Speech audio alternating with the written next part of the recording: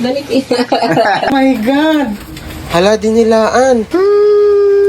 Hey, it's another day and for today's video, it's gonna be an exciting day. Alam niyo ba kung bakit? Well, this is Lemon and Peach's journey. So ito talaga yung panimula ng kwento. Before pa lang, nanghihiram na talaga kami ng aso sa kapitbahay. I don't know, pero bakit ang cute talaga ng mga maliliit na aso? So ayun, nakapag-decide na ako na kumuha ng sariling akin. At yan, I see Lemon. Just like other puppies, makulit siya at masayahin. Alam niyo bang nung dumating si Lemon, medyo sumaya at maingay na yung room namin, hindi na masyadong boring, at higit sa lahat, stress reliever siya. After few months, na-realize namin na ay malungkot si Lemon, kaya dinagdag namin si Peach. Mas lalo pang sumaya ang kwarto, at the same time, mas lalong sumaya si Lemon. So ito yung first day namin magpa-check up nilang dalawa. Alam mo yung first time feeling nakabado at the same time super excited? At alam mo ba yung nararamdaman ko, para akong nagpapa-check up ng totoong bata. At dahil sabi ni Doc na dapat daw healthy diet sila, edi syempre go tayo. Kita nyo naman ang kulit-kulit, diba? Pero pagdating sa kainan, ako, kailangan pa naming subuan minsan. Dito na nagsimula yung challenge namin kasi may work pa nga, diba? Tapos magluluto pa ng pagkain nila kasi susubuan pa. But at the end of the day, mawawala talaga yung stress mo sa kakulitan nila. Gustong gusto ko naman yung makulit. Ito yung araw na first time nilang magpag-grooming. Wow naman, Lemon. Sobrang saya nila. O, tingnan nyo namang haircut nila. Ako yung nag-request ng design yan. At nako po, sa sobrang saya nila, parang iba na yung nararamdaman nila. Nasa heating stage na pala sila. Oh my gosh. Eh, nag-worry ako kasi ilang months pa lang, diba? Pero since super excited ako, todo support naman ako. Sige, go lang. Super confident akong hindi maka 3 points si Lemon kasi nga, diba, bata pa sila. Pero tingnan nyo naman, naku po. Kinabahan na ako bigla, baka magbunga tapos hindi pa kami ready. Wala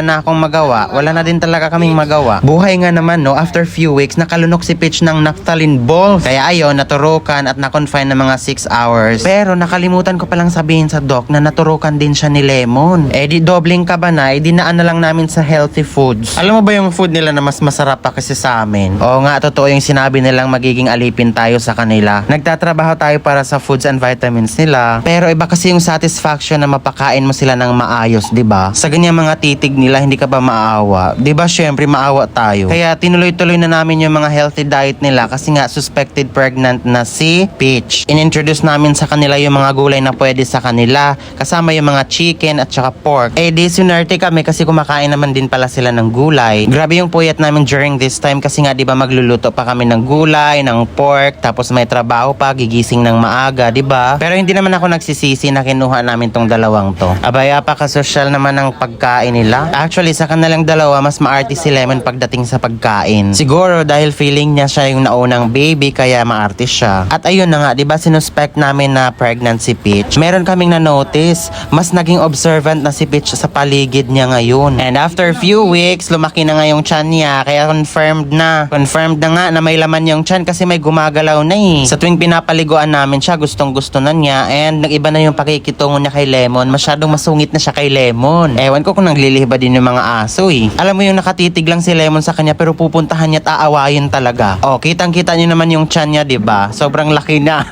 Syempre dahil praning kami, pina-check up din namin si Peach. Luckily may niresita si Doc na vitamins para sa pagbubuntis at hanggang pagpanganak niya. Iyon lang, hindi gusto ni Peach at ayaw niya yung lasa. Grabe yung pilitan namin nito araw-araw. Pagdating naman ni Lemon, wala siyang problema sa vitamins niya kasi gustong gusto niya. Nako, parang may nararamdaman na si Peach kasi tingnan mo, gusto niyang humiga sa kama. Gusto niya din yung mainit tas kinukumutan siya. Ayan. At dumating na nga yung araw na parang may nafe-feel na talaga siya. Ayaw na niya makipaglaro kay Lemon. Kahit anong pilit namin ni Lemon makipaglaro sa kanya, ayaw niya talaga. Kaya bigla kaming napag-google kung ano mga symptoms ng delivery ng aso. At ayun na nga, confirmed, pasok sa banga yung mga symptoms niya. Buti na lang talaga may magbabantay kasi naka-off yung isa sa amin. Sobrang excited ko kahit nasa work, nag-video call ako. Oh, tingnan nyo naman yung baby. Ang cute. Alam mo bang kinabahan kami kasi baka hindi marunong si Peach. Ang nakaka-amaze lang is parang may mother instinct na siya. Imagine, 9 months old pa si Peach pero nanganak na. Sabi nga ni Doc, mag-prepare daw kami ng certain amount kasi baka mag-cesarean siya. Kasi nung pina-x-ray namin siya, yung head ng kanyang mga baby, medyo kasing laki ng pelvic niya. Pero dahil sa dasal, thanks God, normal yung delivery niya. At bonus pa, nasa bahay lang siya ng anak, wala sa ospital. O, diba? Ang ganda. Kaya yung na-prepare na pera para na lang sa gatas at vitamins nila soon, diba? Feeling ko naman, nagbunga naman yung pagpakain namin ng super healthy food sa kanila kasi ang healthy na mga baby. Imaginein mo, ganyan na sila pero 1 week old pa yan, ha? Nilagay ko sila sa ganyan kasi papaarawan namin sila. Super important daw sa kanila yung sunlight. Kahit once a week lang, carry na yun. Abay, tingnan nyo naman silang matulog. At dahil lactating mother na siya, halos lahat pinapakain namin sa kanya. Healthy foods and healthy snacks. Abay, syempre, makikisabay din ang papa. By the way, nung mga few weeks pa sila, yung cage nila is kinavera namin ng karton pang cover sa lamig. Pero dahil nasanay siguro at mainit sa amin, naku, naghahanap na sila ng aircon. Alam mo yung kakatapos lang nila magdede, tapos iyak sila ng iyak. Hindi namin alam kung anong gagawin, kaya tinitingnan namin yung baba nila kung kinakagat ba sila ng mga ants. Pero wala naman. Kaya ayun, napag-isipan namin, try kaya nating remove yung karton tapos palamigan natin sila. Kami Peach.